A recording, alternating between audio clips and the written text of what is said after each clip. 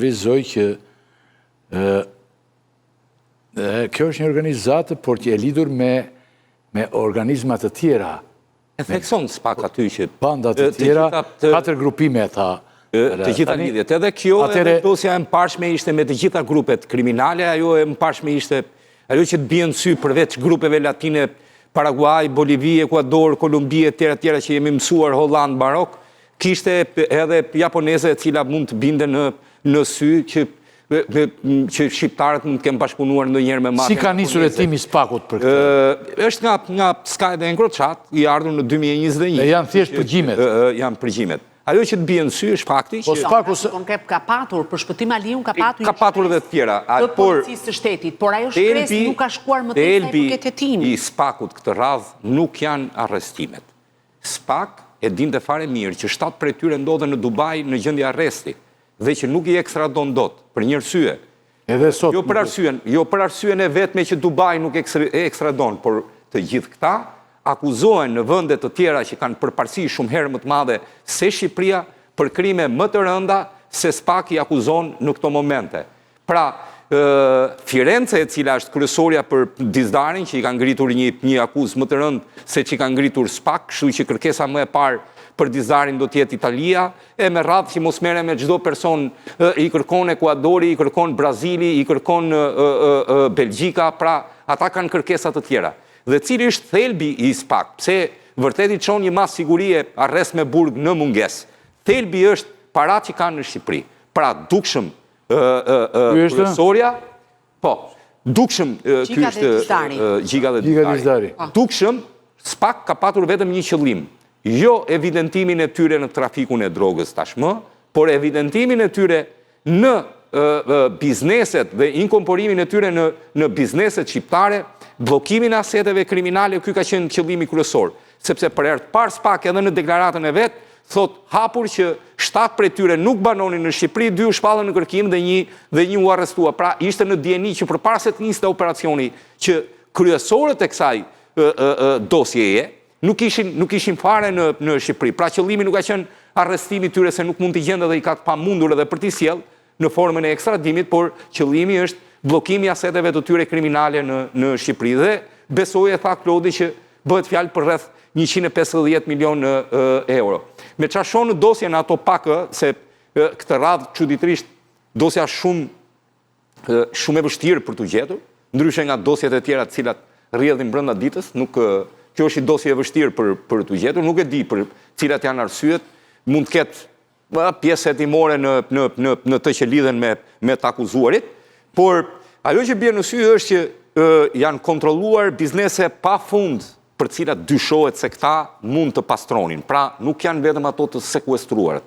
Janë bërë kontrole personale në persona të tjerë dhe në bizneset të tjera për cilat nuk kanë gjetur një lidhje dhe tashmë janë në syrin dhe objektivin e SPAK. Ajo që po kuptoj është që SPAK tashmë nuk ka më interes arrestime ndaj personave që janë marrë me trafikun ndërkombëtar të drogës, dukshëm SPAK tani ka vetëm një qëllim: blokimin e aseteve kriminale dhe futjen e tyre në industrin sidomos në biznesin e ndërtimit kryesisht, por edhe në hoteleri.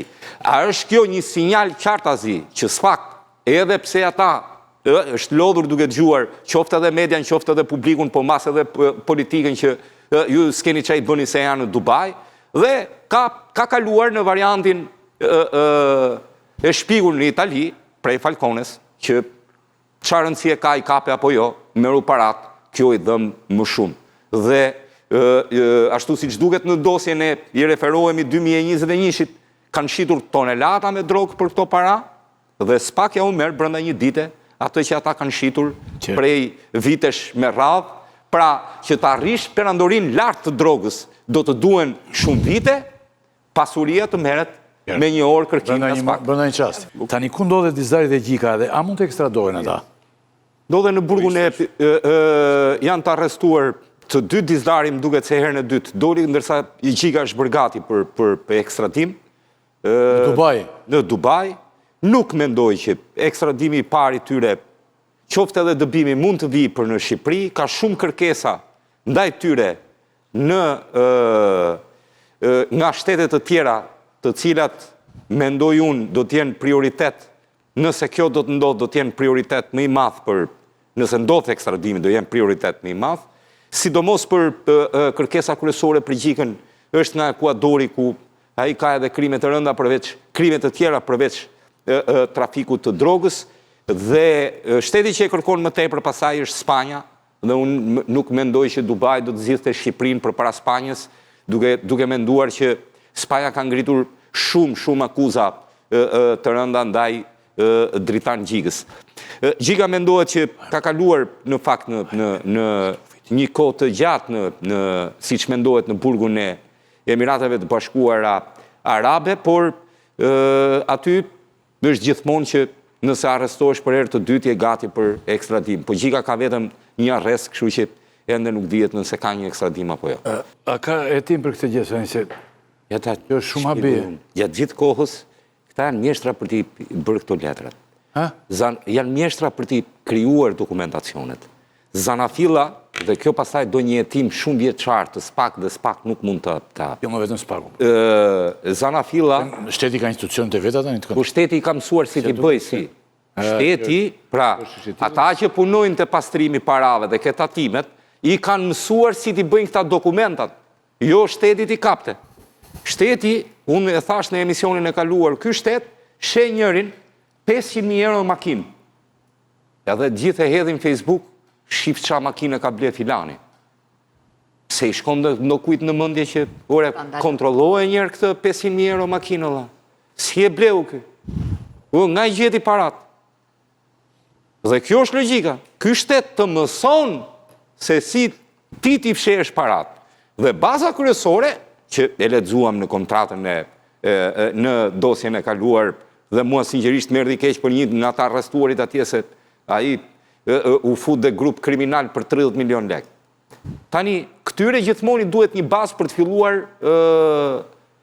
aktivitetin ekonomik në Shqipëri. Sa jojnë një kontrat huamarje 30 milion, 50 milion, 70 milion, nga ndonjë afërt që i ka këto para, dhe fillojnë aktivitetin duke fshehur të gjitha gjurmët në këtë pikë. Dhe fillojnë pastaj historitë që ja ky e nisa duke shit boj Alkide dhe mrita tani kam 200 pallate. Kjo është një histori që e tregojnë shumë biznesmen shqiptar në këtë lloj forme. Fundit, çfarë kanë bërë? Janë futur dhe kanë pastruar paratë e tyre dhe nëse SPAK do bënte në një hetim, mua ma merr mendja që do arrestonte 80% të gjithë atyre që kanë punuar në 2 dekadat e fundit në drejtorinë e pastrimit të parave. Në shteti nuk ka ekzistuar. Shteti i ka mësuar më po të them. Si të sigurojnë letrat dhe si të rregullojnë. Për pastrimin se nuk të ndërpreva unë, po në fakt sigur...